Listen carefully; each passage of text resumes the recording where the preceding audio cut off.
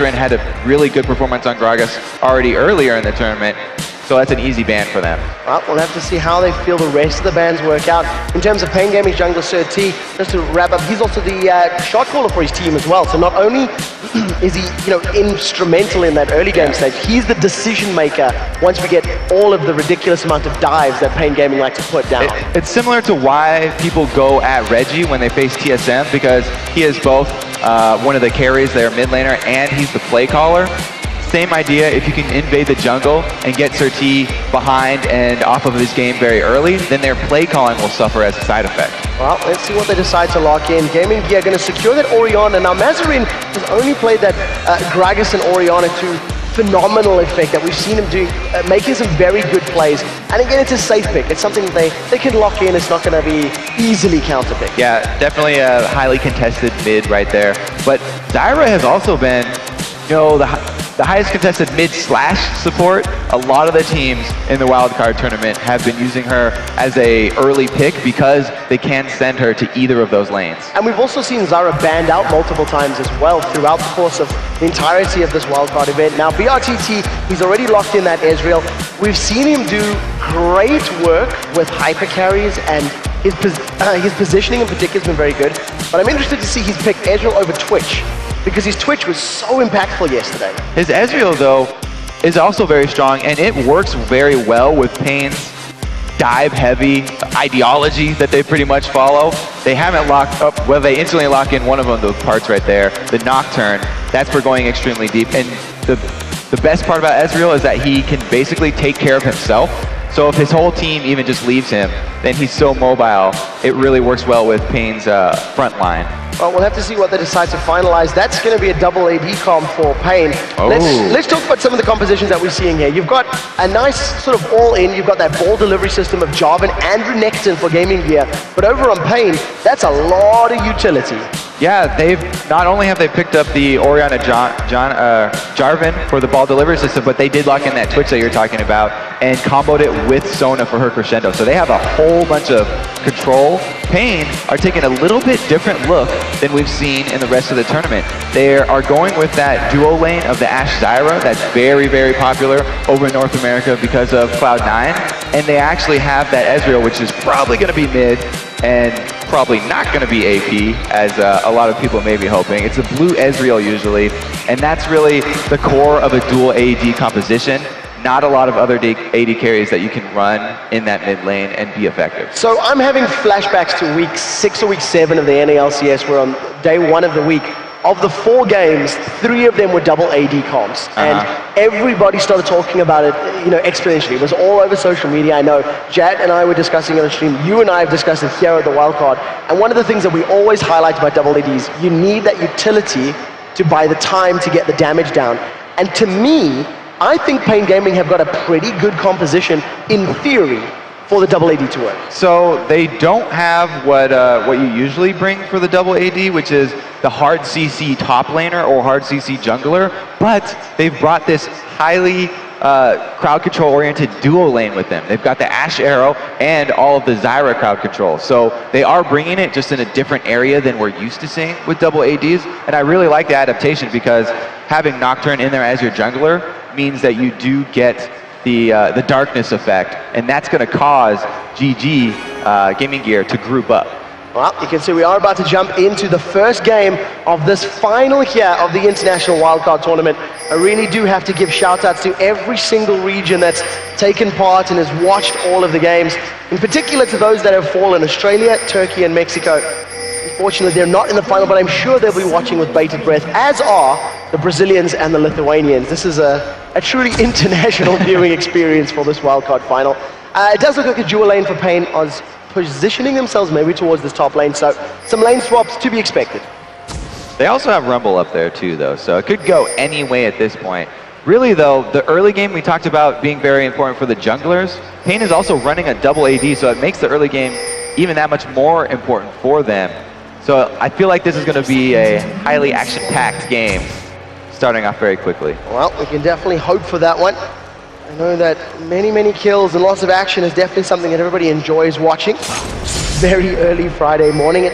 1 minute 10 on the clock. We haven't seen any sort of invades. We've seen some very shallow wards, but more wards on the map for Gaming Gear than that of Pain. That's about 4 of them in the river alone. Gaming Gear really nervous about a potential invade here from Pain Gaming.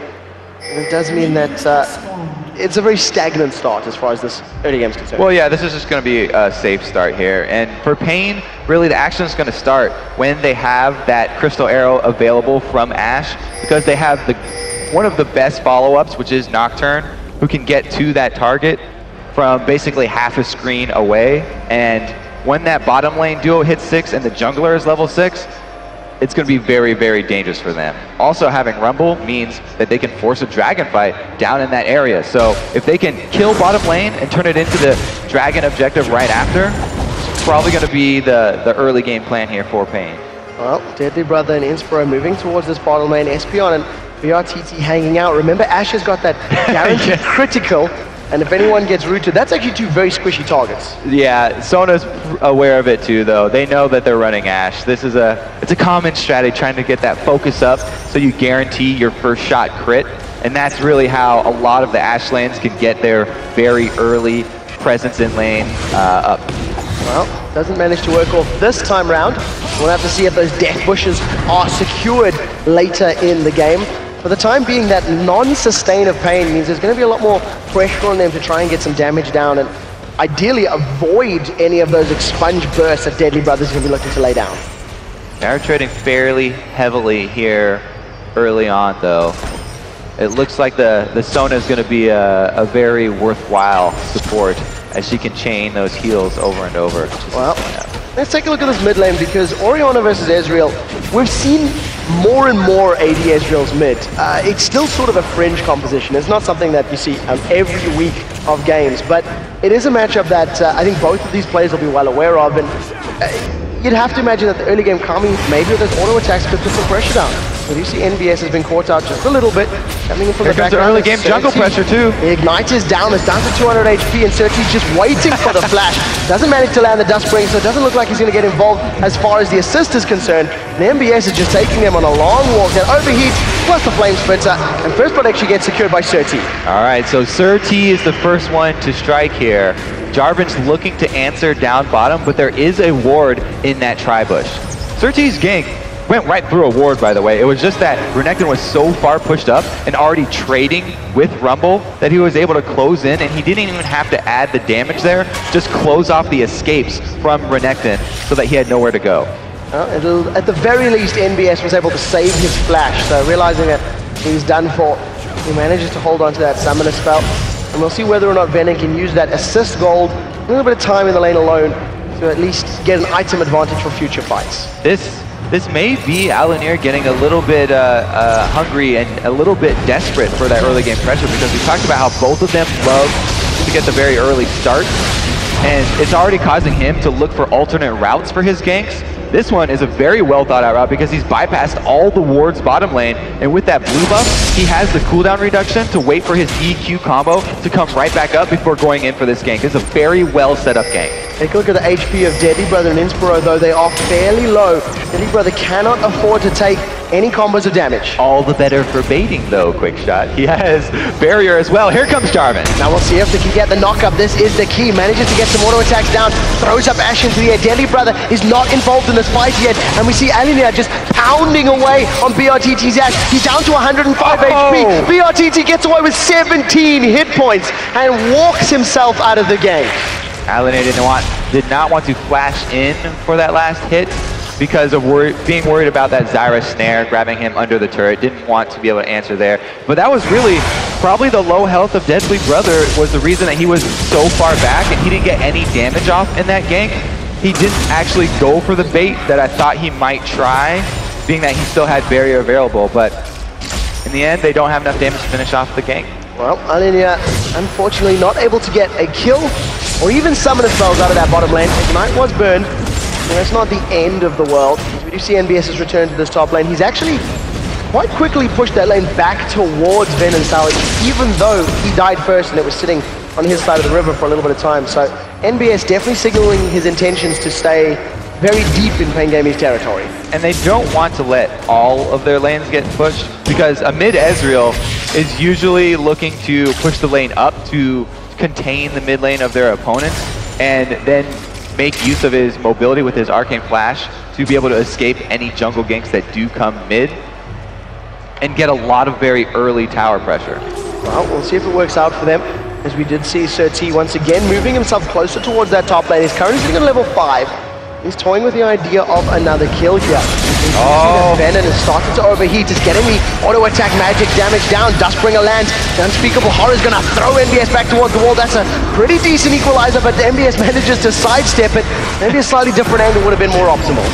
Well, yeah, decent equalizer, I don't know. We already had SirT backing off of that gank, and it looked like Venom just wanted another kill there. Ends up using the cooldown, but it won't be that big because they ended up getting Renekton's ultimate out as well. He doesn't have that extra pool of HP to rely upon for any repeat aggression. And look at the ward placements here for Pain Gaming. They've got 3 near the top of the map, 3 near the bottom area of the map. They're definitely afraid of Alunir's ganks, and basically setting up this ring of vision to be completely aware of any potential dive-ins from that job. And he's taken the same route that he just took to get that gank from behind off on the bottom lane. The only thing is we have a new ward mid here, and it's an Ashe Zyra lane. They get a lot of free vision using the Hawk Shot and the seeds from Zyra. Well, we do see that Alunir was spotted. He was caught out, forced at least away from that gank. In terms of the early game, CS numbers are actually fairly close across the board. However, NBS and Mazarine with a small advantage over the counterparts. And it's interesting when you consider NBS died and Mazarine's dealing with basically an AD carry, so we have to give props to GamingGear on a mechanical level at that. Yeah, I've consistently been impressed by Mazarine the entire tournament here. He's probably my favorite player on GamingGear. He always comes up with a strong laning phase and then amazing end game, just basically team fight making plays. Well, we're talking about the laning phase, and a member of Pain Gaming who struggled, I think in every laning phase we've seen him take part in, is Venon. He has tended and trended towards being behind in CS until now. So a big part of that has been that up until now, he's always used teleport as one of his summoner spells. So it reduces your combat effectiveness in that 1v1 situation. Now he's actually with Rumble and he has Flash Ignite. So he has all the power that he needs, plus he's gotten repeat ganks from SirT that have been effective. Off to a very good start here. Even so, still losing in CS. Well, we'll have to see how it works out. The Crystal Arrow flies out, manages to land onto Sona. There goes Paranoia. The Fear Throw throws Inspirro down to the left. He manages to get rooted. That's another kill for Pain Gaming. And they just landed everything that they needed to. That's that combo I talked about, the Nocturne into the Ashe. If you hit the Crystal Arrow, he will be able to follow up on it every single time. And since you have Zyra as well, there's just way too many snares there. And we talked about how important the early game was going to be for Pain Gaming, and with 2 quick kills on the board, as well as a pretty decent laning phase thus far, it's working in their favor. I do want to touch on brTT's avarice. You can see Alunir has moved to this top lane. Yeah, Ashe has been able to basically go to that bottom lane and escape all the ganks while going with a gold item here. This is going to be a 3-man gank, though. They are definitely looking for this dive, and NBS does have his ulti back up, so he can actually tank that turret fairly effectively. Well, Venom does have Flash available. Here comes Alunir. He's taking the tank. Come on, protect those down. That equalizes much better. The knockup does not land, however, and Alunir forced to flash to safety. Mazarine and NBS combo down the damage and pick up the first kill of the game for the Lithuanians. Valiant attempt to survive right there by Venon, but ultimately unsuccessful. There was just 3 people. They didn't even have to wait for a minion wave. And they actually lost out a lot on that mid-turret pressure. We were talking about Ezreal already looking to push that turret early anyway. Now he's actually had SirT come in to help him out. We do see now that Inspirro very close to dancing with wolves for a moment. Almost gets caught up by that Ezreal Nocturne. And you know, one thing about that dive in the top lane, Cataclysm and Shockwave were not even used. So very well coordinated as far as the ultimates are concerned. And if a dragon fight were to occur, Equalizer's not available, but Shockwave and Cataclysm is. And it's actually dangerous for Pain Gaming because they don't have the crowd control from their mid lane. Orianna's going to bring in that Shockwave, whereas Ezreal is only going to be supplying damage. So if their bottom lane can't bring the Crystal Arrow and the Zyra combo in, then they can't go for that dragon. Well, we'll have to see how it pans out. For the time being, Pain Gaming have got that ring of wards around the dragon pit, so they can see if anybody's moving towards it on the side of GamingGear. Approaching that sort of 11-minute 30, and I actually think from the wildcard games, we haven't seen too much focus on dragons in the early game. It tends to be something that they only really start looking at once towers are down. We've also seen Jarvan creep up top here for GamingGear. And Rumble just put down a ward, but he didn't ward specifically for Jarvan. Jarvan's always loved to jump this wall, get into the side bush. He warded like he was warding for a regular jungler here, and he might pay for it. Oh, slam dunk comes down. Venon's been locked in. Equalizer gets thrown out. There's going to be at least some damage putting down. He starts to overheat. There's not going to be any more electro harpoons coming out as Venon continues to try and escape. The true shot barrage rattles across Alunir MBS. That's a flash forward for MBS. He gets the stun down. Dominus damage not enough. One slice continues to chase. The shield comes up. This Culver Meek manages to close out the kill. Now MBS realizes he's maybe able to chase with the command protect. Just decides to back away, and at the end of the day, single kill but hard fought. Venon only brought one ward, and he did not put it in the right spot there. Definitely feels very bad when you purchase the ward, you spend the money to protect yourself from the gank, and he just didn't use it effectively. Oh, just forgetting about that flag and drag combo that Jarvan does have available to him. NBS and Alunir with a couple of seconds of uncontested damage on their towers drop the top lane to below 50% HP. So I think as far as tower damage is concerned, GamingGear have done a pretty good job in the top lane, and Pain have done a pretty good job in the middle lane. But with those two kills that GamingGear have secured, there's only a 200 gold difference at this point in the game. Yeah, you do have to shout out Mazarin in that mid lane, holding off the Ezreal from the mid turret. He's doing a very good job of trading the auto attacks, using his shield effectively, and getting the extra resistances for holding the ball while he goes in for those auto attack trades. Orianna, one of the only mid lane mages that can pull off those trades with an AD. Mazarin has had some very, very good performances on that Orianna over the course of this wildcard international qualifier, and we'll have to see if he can land some good shockwaves in the not too distant future, because there's a fairly squishy Pain Gaming team that hopefully he's looking to destroy. Right now, Kami's basically going to solo up this blue buff with his Vamp Scepter and his Tear of the Goddess. He walks away relatively unscathed, and he's going to be stacking up that mana as quickly as is possible. Yeah, it's going to be a while before he does get the damage half of that. Blue Ezreal now at his lull in combat effectiveness. We'll have to see whether or not SirT can land another one of those paranoia ganks, because we've seen one of them so far, and it was very successful. They picked up the kill into Inspirro, but that was before Inspirro had Crescendo available. So it's going to be a little more difficult if they stick super close to him, and that spell shield doesn't block that stunning ability. Yeah, and the key there was that you could see how Pain did not have that much damage to burst down Sona. They just chained every single CC, and they were able to keep her in place. If they do that while she's level 6 already, then she will throw out the defensive crescendo, and she also has her flash and exhaust this time. So it'll be a lot more difficult for them to pull off the same chain. Oh, Mazarin definitely wants to pick a fight here with Kami. Ignites, down, Shockwave, doesn't manage to land as the Arcane Shift into Flash, throws Kami to safety, not going to be enough to get away as Mazarin insta-flashes forward, secures the kill. Now with the red buff slow coming down, SirT continues to chase. Command Protect plus Dissonance, the knockup gets flashed away, Cataclysm locks Mazarin in. So it's a trade of 1-for-1, both mid laners are down as SirT and Alunir now start bashing away. In the bottom lane, it's actually GamingGear that secure the kill onto brTT as the chase is not over. Nocturne gets flung up into the air. Now will the fear land? This is the key. It throws Alunir away.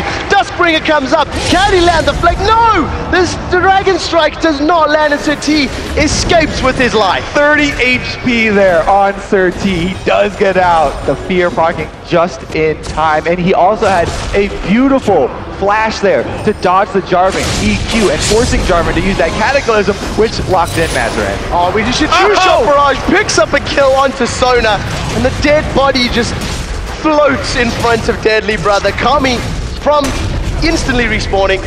There's not even vision there. He just seen that when the pink ward was down. They did just kill off the vision there too, so he knew they were previously standing in that area, but a beautiful shot and able to get some money back on that AP Ezreal so that he can get to his powerful items that much quicker.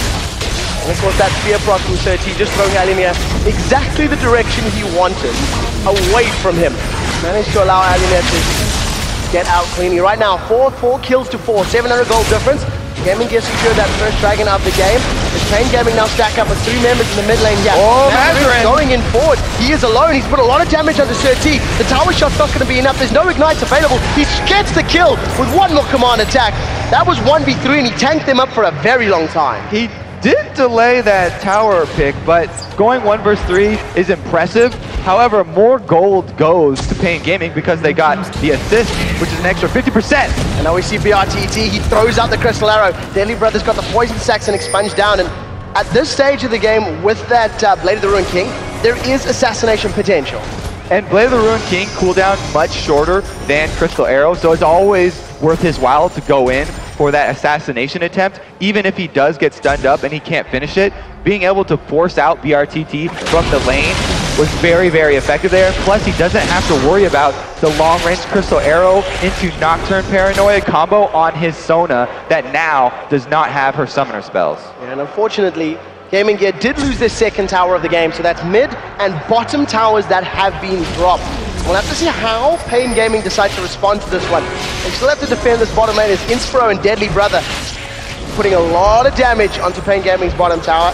And I guess if GamingGear decide to group up and actually force some of the objectives, blue buff goes out, not a steal this time round, but a decent attempt from Kami, just a second early. Another blind true shot barrage right there, and he almost stole the second objective. That was calculated because he saw Orianna leave lane, knew that at that 17-30 minute mark, blue buff was ready and they were going for it. Oh, Kami's gonna tower dive this one. Paranoia comes out, Shockwave pulls him backwards. He's dead before Nocturne can even arrive. Now SirT turns his focus onto Alunir, and Alunir just saunters on out of there, doesn't even burn the flash. A very good combo for GamingGear. That'll teach him to try and steal away my blue buff. That was a beautiful combo that's very, very hard to escape the Jarvan and Orianna. That's why we always talk up that delivery system, just for the reason right there. It's so effective. Yeah, even an Ezreal with that arcane shift was not able to put enough distance away. Now we have, we haven't really taken a look at the top lane since all of that early game pressure and ganks were taking place. Venom falling a little further behind, 20 CS Ignite is down on SirT in this mid lane, and Mazarin just on a rampage right now, 5-2-0. He just chases SirT down and picks up what looked to be a very easy kill for him. Just such an impressive mid laner. All tournament long, he's been making those types of plays. Just solo kills, combo kills with Jarvan. He's really exerting the pressure and trying to answer back for his turret being taken. Well, we do see that, unfortunately, Alunir, imagine, were unable to take that one. The Ash Arrow does catch out DeadlyBrother. Here comes the Stranglethorn. Crescendo locks up brTT, followed in with the Exhaust. Oh! Now the barrier's going to keep them alive, out of range of Expunge, but the poison ticks are ticking down. The massive Expunge onto Espeon as he's trying to get away. Now Kami has rejoined this party. Arcane shifts into the river. We'll see if he can find himself a rat. Poison is going to be enough, not enough to kill Espeon, and Kami decides against the fight. That's all because of the very well-placed ward that Sona put to guard them from Jarvan ganks. It also helped in this situation. Ezreal thinking the exact same thing that Jarvan would have, hopping over from that Tribush ledge into gank them. So, with the fact that a lot of the members have been pushed away and Kami being spotted in that bottom lane, Alunir has now decided to apply some focus onto this red buff. He's going to be able to secure a steal now, and the first two towers of the game has fallen in favor. There are no wards up here for Venon either, and 3 members of GamingGear.eu are in the area. Very good job by him, noticing that he's in danger and pulling back. So wisely moving away. He's not going to get fooled a second time in this setup. NBS doing a little bit of dirty farming, as we call it. Tower gets dropped and he's denying Venom at least a couple extra CS, a couple extra chunks of golden experience. As now GamingGear, in a matter of 2 minutes, secure 3 towers back-to-back, multiple kills, and I would imagine they're going to start setting themselves up for the next dragon fight. They will have the timer on it, and it's not too far away. Since we have the NBS heading over to the bottom side of the map now as well, I would expect GamingGear to be the ones forcing this, as Rumble is still up top, trying to push the lane back in their favor. And really the reason that we did see the cooldown up in that top lane of a lot less action going on is because once Renekton gets that Spear Visage, there's not a lot that Rumble can actually do. Not only is it a bunch of magic resistant cooldown reduction, but Renekton gets a lot of healing from his Cold of Meek ability that he's able to keep on using in lane, and that boosts the ability by 20%. Well, we do see that NBS has made it out of that lane with that 20 CS advantage. becoming a lot scarier as Dragon is now in 30 seconds going to be available. And you can see all of GamingGear have grouped up. Very crucially for Kami, he does have that Iceborne Gauntlet as well as the Manamune completed. So he's got a damage spike. It's not a Mirror Mana yet, but it's going to be impactful. And because GamingGear have grouped up so early, there are wards here from Pain Gaming, and they're seeing them group up, so they've basically showed their hand. Pain know exactly what GamingGear are looking for right now. Well, we'll see how Pain decides to deal with this one. They do have that incredible long-range initiation. Not only have we finished the Iceborne Gauntlet there for Ezreal, but there's also an Infinity Edge for Ashe, so they actually have the power spike that they would like for this dragon fight. We do see that Equalizer is available, Crystal Arrow is available. The question is, when do Pain Gaming decide to throw that one out? GamingGear are now finally starting off this dragon fight, and there is vision. This is very dangerous to go into the dragon pit when the other team has a rumble. Paranoia comes down, Equalizer gets thrown out, the crescendo only locking up Venon. Now SirT is way deep. He's taking on every single member of GamingGear, and he's going to be the first victim to fall. Now NBS is trying to find himself a Kami, does not manage to land any stuns. The rest of GamingGear have turned back into Dragon. Arrow down, Stranglethorn's down, Equalizer down. Advantage for GamingGear. The lack of hard CC that Pain brought really showing here. They weren't able to lock down a kill. And it just means that GamingGear secure the Dragon and a kill and walk away from this one. Very, very good trade for them. And Pain just didn't stack their ultimates together really at all.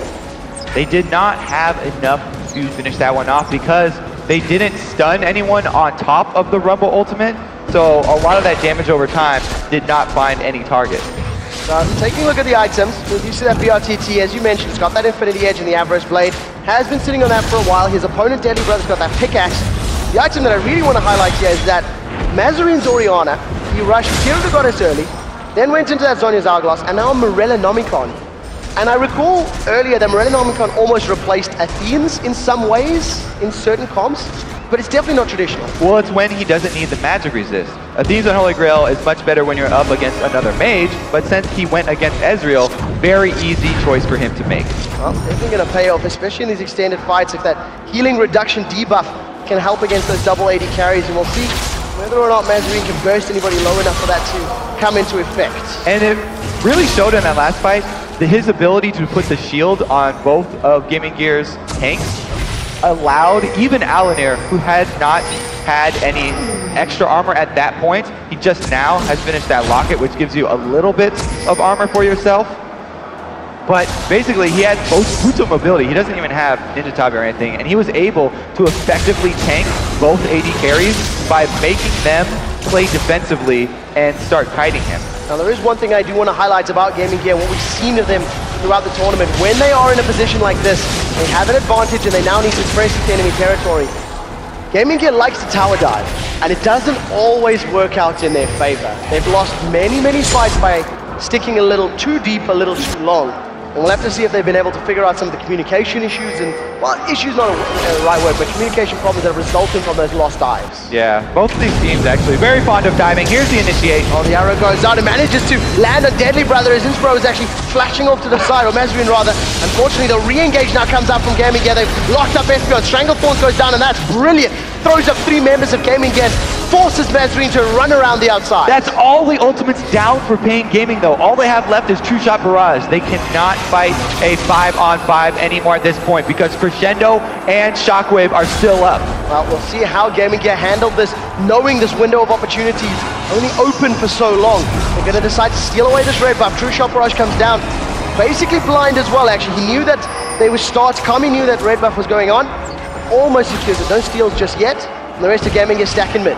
Finally, though, after 25 minutes, we have had the blue Ezreal get his power spike that he's been waiting for. Oh, Shockwave! They throw Espeon up into the air. brTT's the next focus. He's going to get shredded in the background. Finally gets taken down by a Dragon Strike. That's a double kill for Alunir, and that's going to be a tower. Again, the weakness of the double AD comp. The front line, they had no hard CC. They've caught Kami out, he's stunned, he's knocked up, the damage is there, the slice is up, the dice is through. Meek manages to land the kill. NBS gets thrown into a tower and he's like, what's up, bro? Just walks away from that one. They secure the inner turret and now GamingGear turns to an inhibitor. Those are the classic Mazarine team fight plays that they've been looking for. Now they're going to go on the inhibitor turret. Now we do see once again NBS the focus of the fear. SirT is a little too nervous to get involved there. Can't stick too deep. And right now, tower is down, but inhibitor stands, which is crucially important for Pain Gaming. Getting down that inhibitor turret is such a huge win for Gaming Gear. You talked about how one of their weaknesses is overextending on those turret dives. Now they actually have an exposed inhibitor that they can fight over. They don't have to risk all that turret damage. I feel like Pain Gaming simply haven't comboed their ultimates together in this fight. They're throwing them in one by one by one.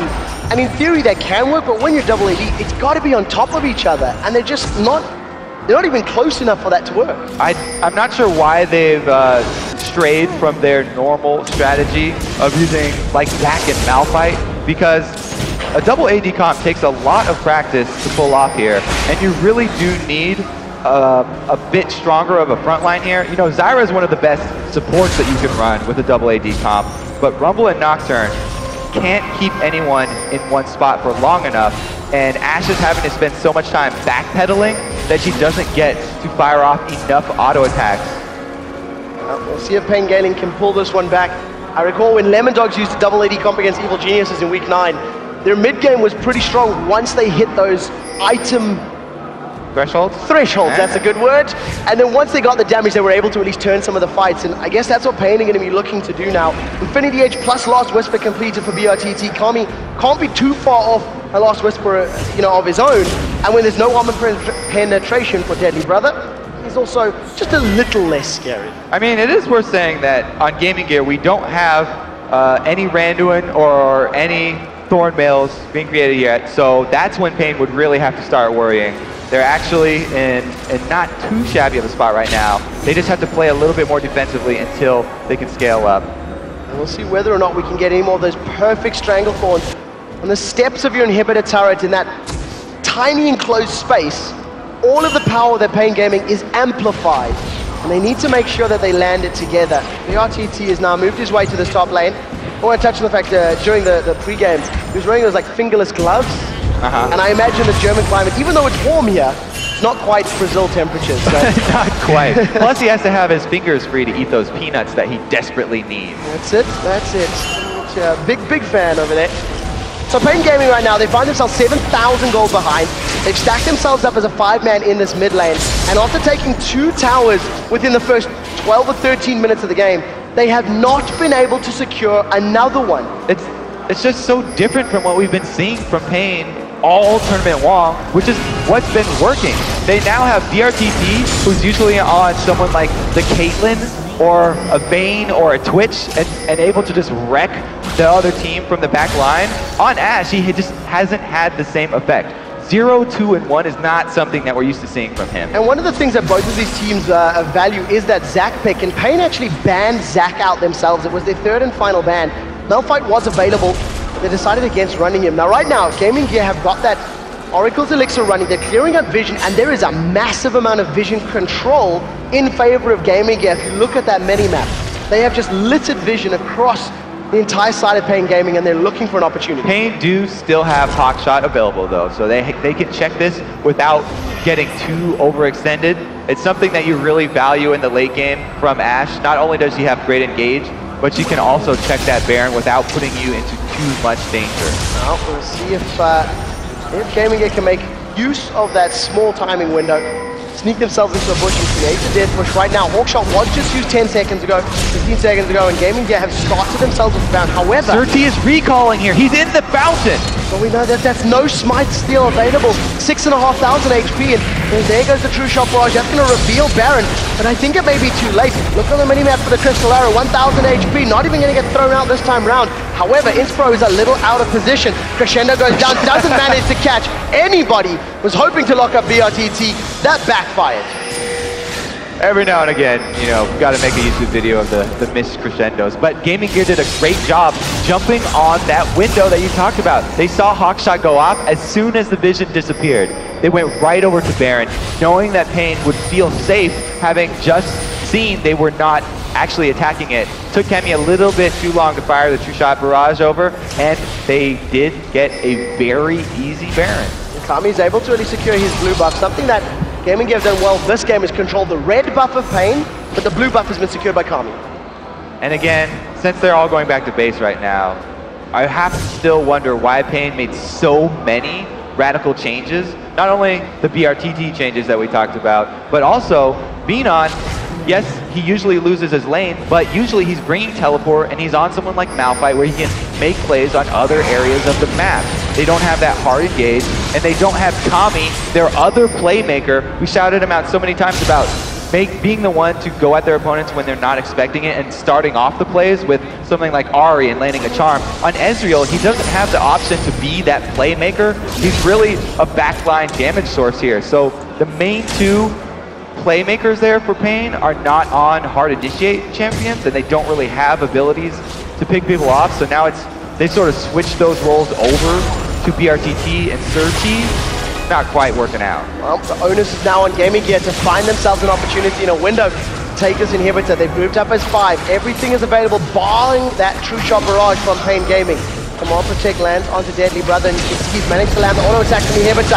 Instantly manages to clear himself away, flashes out. We do see that SirT is sticking. The Stranglefall throws every single member of GamingGear aside. The Shockwave only catching Venon. The first victim of the fight is going to be SirT's Nocturne, as now they turn onto Venon. That's rumbled down. The stun lands onto Kami, and the 2 AD carries of Pain Gaming are backpedaling, are running away. There was a double kill for Mazarin. He's looking for the triple. Inspirro secures the kill. 4 for 0. And they just ran at them. Even with the crucial ultimates missing their Shockwave and Crescendo, only hitting one person, still able to obliterate Pain. GamingGear, they pick up the first victory in this best of 3. This is the Lithuanian team, the underdogs in the final of the Wildcard qualifier. Brazil 0-1 down. You can see right there, NPS raising his hands.